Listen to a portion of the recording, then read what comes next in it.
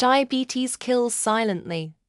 Yet a 70-year-old woman reversed it with a habit so bizarre it defies logic. Doctors, stunned, can't explain why her blood sugar normalized after years of torment. My grandmother, Evelyn Harper, 70, is the woman at the center of this storm. I'm her granddaughter, Claire, 32, and I've watched her battle this disease since I was a teenager, never expecting a miracle. Evelyn's life was a ticking clock. Foot ulcers oozed, her kidneys faltered, and insulin shots ruled her days. Doctors warned she'd lose her foot or worse within a year. She was frail, her face etched with pain, but her eyes still sparkled with defiance. I visited her small Ohio home last spring, expecting another hospital run. Instead, she greeted me with a grin, her cane tossed aside. Her skin glowed, her steps were steady, and she poured me a steaming mug of something odd green tea swirled with cinnamon. "This saved me, Claire," she said, her voice steady, almost daring me to doubt her. 6 months ago, she was a shadow of herself. Blood sugar spikes kept her bedridden, and dialysis loomed. Now, she claimed this drink, sipped daily, had rewired her body. I laughed, thinking it was her stubborn optimism talking, not science. But the numbers didn't lie. Her latest lab results, pinned to the fridge, showed normal blood sugar levels she hadn't seen in a decade. Her doctor, a skeptic with 30 years of practice, called it inexplicable. I pressed her for answers, half expecting a hidden pill or secret surgery. Evelyn leaned in, her eyes glinting. "It's the tea and the walks," she said. Every morning, she'd shuffle out at dawn, facing the biting wind head-on, walking a mile against its force. She called it fighting the storm, like the wind was diabetes itself. I dug deeper, scouring her kitchen for clues. No new meds, no diet overhaul, just a tin of green tea and a jar of cinnamon. She'd started this ritual after stumbling across an old herbalist's journal at a flea market. The journal, dog-eared and faded, claimed the tea cleansed the blood, while walking against the wind reset the body's rhythm. It sounded like nonsense. I'm a journalist, trained to sniff out scams, and this reeked of one. Yet, Evelyn's transformation was undeniable. Her ulcers were healing, her energy was back, and she'd ditched her insulin. I couldn't dismiss it, but I couldn't buy it either. The town was buzzing about her. Neighbors whispered, some calling her a walking miracle, others branding her a fool peddling snake oil. At the local diner, I overheard a heated debate. Half the table swore by Evelyn's story, the other half scoffed, saying she'd crash soon. The divide was raw, almost personal. I decided to investigate. If this was real, it could change lives. If it was a fluky or scam, he'd expose it. I started with Evelyn's routine, joining her for her morning walk the next day. The wind hit like a slap, cold and relentless. Evelyn marched forward, her scarf flapping, her breath steady. "You feel it, Claire," she called over the gusts. "It's like the wind's pushing the sickness out." I struggled to keep up, my lungs burning. She moved with purpose,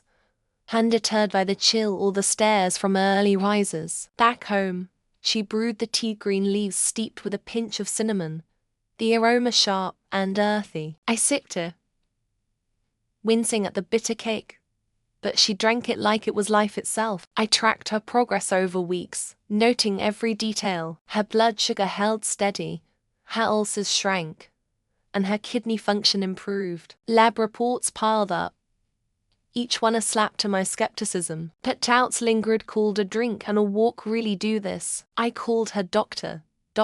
Patel, who admitted he was baffled. "I've seen patients improve, but not like this," he said. "There's no data on green tea and cinnamon reversing diabetes." He warned that Evelyn's case might be an outlier, not a cure. Still, I couldn't shake the sight of her 70 years old, dancing in her kitchen, free from the prison of needles and fear. I scoured medical journals, finding scraps of evidence. Green tea's antioxidants, cinnamon's insulin-sensitizing compounds. Nothing conclusive, but enough to make me wonder. The town's divide grew sharper. A local health group invited Evelyn to speak, and a room splittle cheered. Up heckled. One woman shouted, "You're giving false hope." Another clutched Evelyn's hand, begging for the recipe. I watched, torn between pride and unease. I kept digging, reaching out to experts. A nutritionist in Cleveland dismissed the tea as folklore with no teeth. But an endocrinologist in Chicago paused, saying, "We don't fully understand how some compounds interact in the body." Their words clashed, mirroring the town's feud. Evelyn didn't care about the nose. She walked every morning, brewed her tea, and lived her life. "I'm not selling anything," she told me. "I'm just breathing again." I started testing the tea myself, curious if it held any power. My own blood sugar, borderline high from stress and bad habits, dipped slightly after a week. Coincidence? Maybe, but it fueled my need to know more. The controversy wasn't just local now. A viral post about Evelyn's story hit social media, racking up thousands of shares. Comments ranged from miracle to dangerous scam. I read them late into the night, feeling the weight of her story and my role in telling it. I wasn't ready to call it a miracle, but I couldn't call it a lie either. Evelyn's life had changed, and I was determined to find out why. The next step was clear. I tracked down the herbalist's journal, the spark of this whole saga, and see what secrets it held. The journal was a relic, its leather cover cracked, pages yellowed like autumn leaves. Evelyn kept it on her nightstand, a talisman of her rebirth. I flipped through it that evening, the words scrawled in faded ink, promising blood purification through green tea and cinnamon. It felt like chasing a ghost, but I needed to know if this dusty book held truth or fantasy. The author, a woman named Margaret Voss, called herself a healer, not a doctor. Her entries, dated 1947, mixed recipes with rants about modern medicine's blindness. She claimed walking against the wind stirred the body's fire, balancing sugar and strength. It was poetic, but was it science? I traced Voss's name online, hitting dead ends. No records, no descendants, just a fleeting mention in an old Ohio newspaper about a quirky herbalist who vanished in the 1950s. Evelyn had bought the journal for $2 at a flea market, unaware it would rewrite her life. I called a historian friend, hoping for a lead. She dug up a photo of Voss, a stern woman with piercing eyes, standing outside a cabin. She was a loner, my friend said. People thought she was crazy, but some swore by her remedies. Crazy or not, Voss's words had sparked something real in Evelyn. I watched my grandmother the next morning, a silhouette cutting through the dawn's chill, wind whipping her coat. She walked like a warrior, each step a defiance of her past. I joined her, the cold biting my face, wondering if this ritual held power I couldn't see. Back home, the tea's sharp scent filled the kitchen. Evelyn hummed as she stirred, her hands steady, no longer trembling from neuropathy. "You're still skeptical, aren't you?"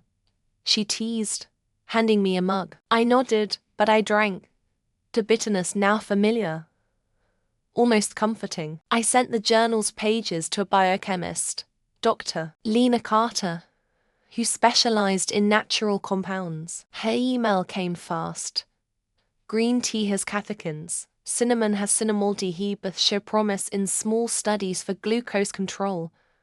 She cautioned that no large trials backed Voss's claims, but she didn't dismiss them outright. "Your grandmother's results are intriguing," she wrote. Intriguing didn't cut it for the town. At the grocery store, I overheard a cashier warn a customer, "Don't fall for Evelyn's tea nonsense, it's a fad."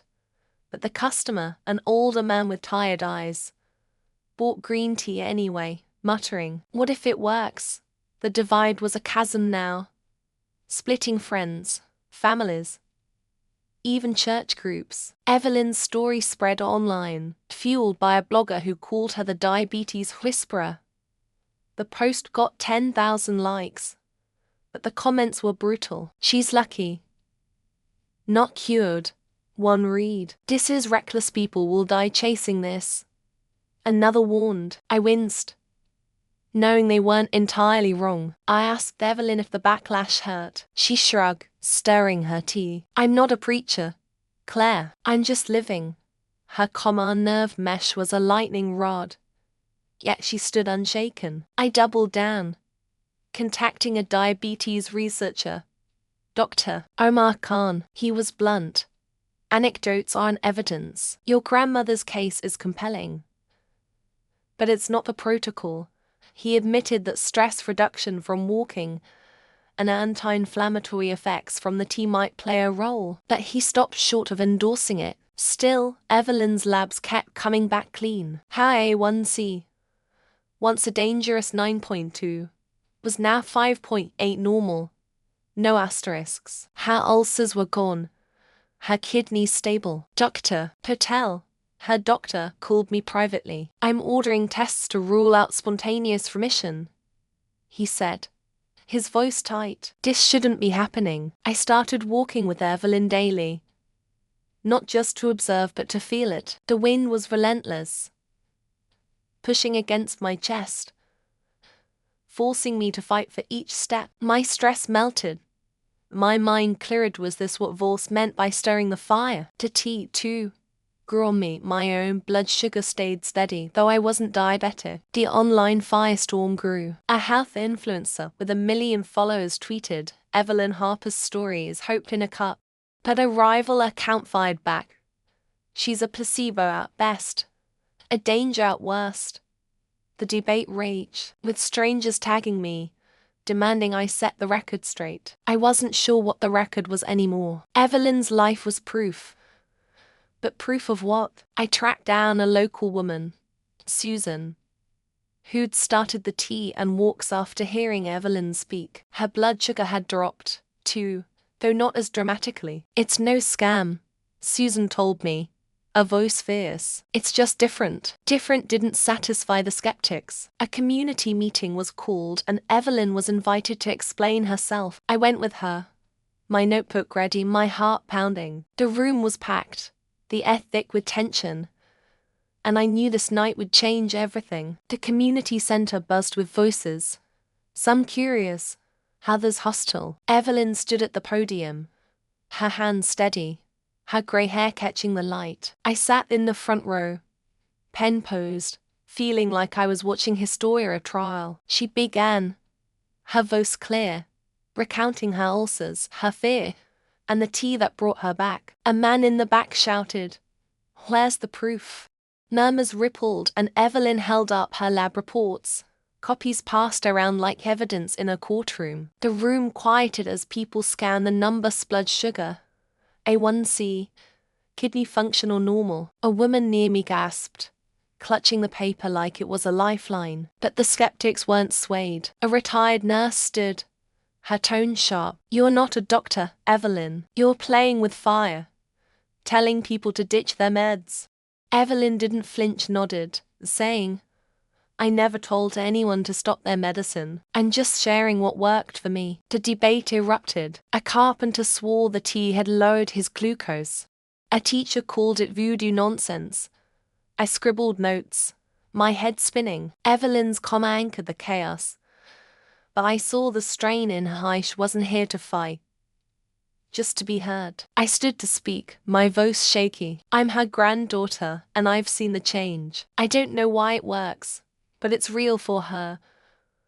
A few nodded, but others rolled their eyes, and I sat down, feeling exposed, like I'd stepped into a spotlight I wasn't ready for. The meeting ended with no consensus. Some left inspired, clutching Evelyn's recipe.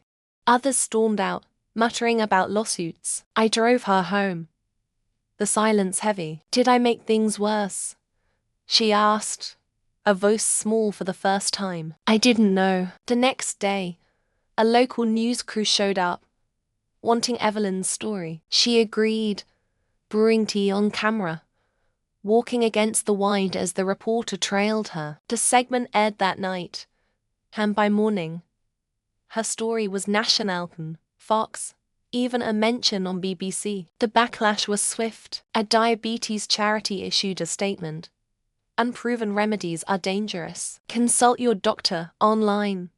Trolls called Evelyn a fraud, while supporters flooded her mailbox with thank you notes. I read one from a Texas woman who'd started the tea and felt stronger already. I kept researching, desperate for clarity. A study from Japan linked green tea to better insulin sensitivity.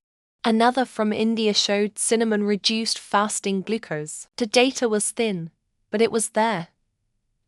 Whispering possibility. I sent the studies to Dr. Patel, who sighed. It's not enough, Claire. We need trials, not stories. Evelyn didn't need trials, she was living proof. Her morning walks were now a spectacle, neighbors joining her, forming a small brigade against the wind. I walked too, feeling the group's energy, the shared hope. My own blood sugar stayed low.